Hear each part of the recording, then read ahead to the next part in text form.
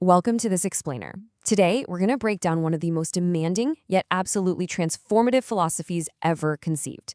We're looking at a framework that literally promises to completely reframe how you interact with every single person in your life.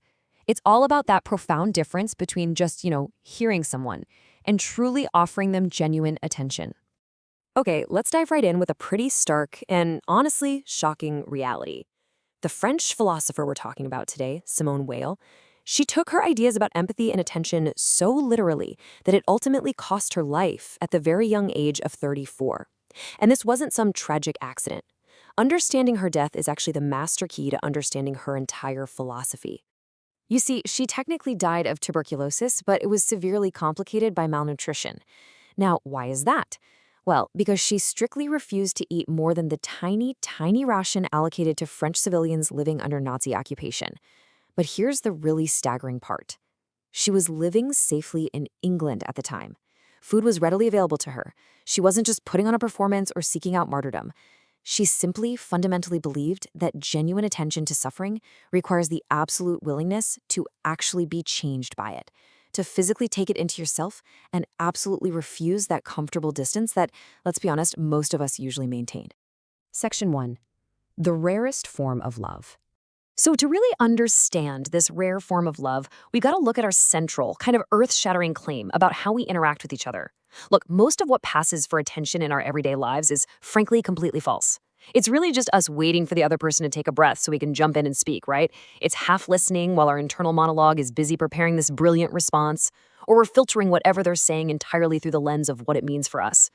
Weil argued that genuine attention is the rarest thing one person can offer another, specifically because it requires the complete, temporary suspension of the self. You have to be fully present with the actual person, filtering absolutely nothing.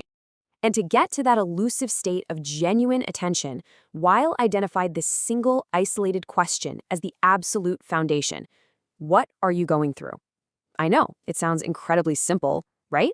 But it's actually a question that false attention literally cannot ask. Crucially, asking this question isn't about gathering facts like some kind of detective. It's not asking, "So what happened?" or instantly jumping in to play the hero and dish out advice. And most importantly, it is definitely not about offering comfort just to manage your own discomfort with their suffering. When you ask, "What are you going through?" with true, genuine presence, you're communicating something incredibly profound and rare. You're telling them that their experience is real, that it matters, and that you are perfectly willing to just sit with it, rather than trying to manage it from a safe, comfortable distance. Section 2, the practice of decreation. Decreation. Now, let's be super clear about what this highly specific term actually means. Decreation is not self-hatred. It's not about having low self-esteem or permanently suppressing who you are, none of that. It is the deliberate, chosen, temporary withdrawal of your ego's interpretive apparatus. You are intentionally taking a step back so you stop filtering every single piece of information through the lens of your own life. It's what allows the other person's reality to actually land. The real problem we all face is that our ego has this natural tendency to just expand, kind of like a giant balloon.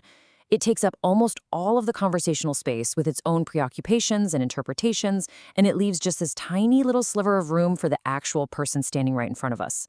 And that is exactly why decreation requires such conscious effort. You literally have to actively shrink your own ego to make the other person genuinely visible. Section 3. The creative weight. So, how do we actually apply this massive internal shift in the moment, like when someone is standing right in front of us, baring their soul? Well, first, you have to accept this fundamental truth from Weil. Giving genuine attention costs you something. It really does. A person who is genuinely present with another's suffering is never unchanged by the encounter. You have to actually allow the weight of what they're carrying to become temporarily a part of what you are carrying. You are going to walk away from that encounter feeling heavier.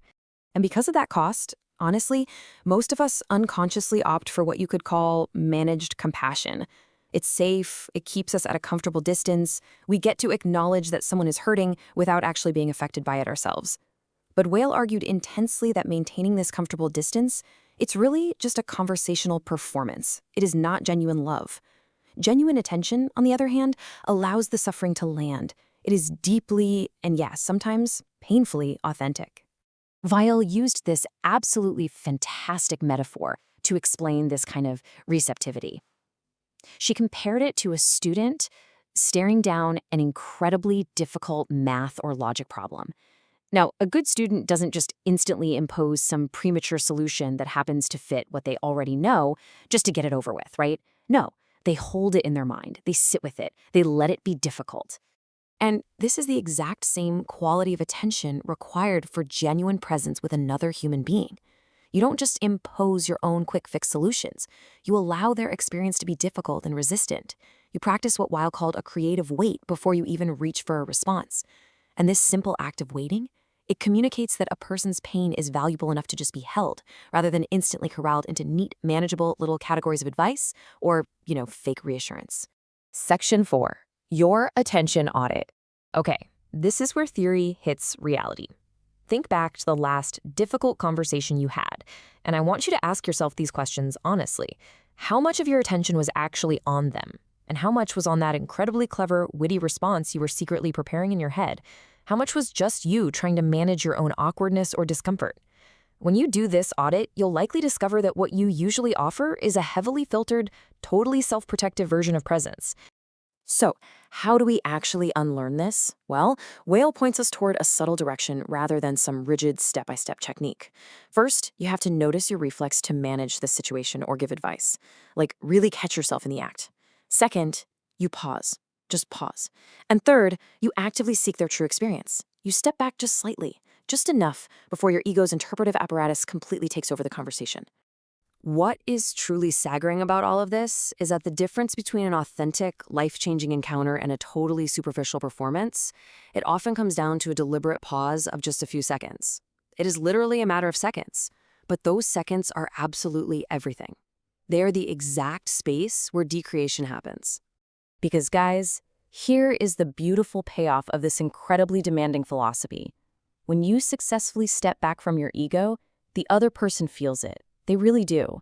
They experience it as something almost close to grace.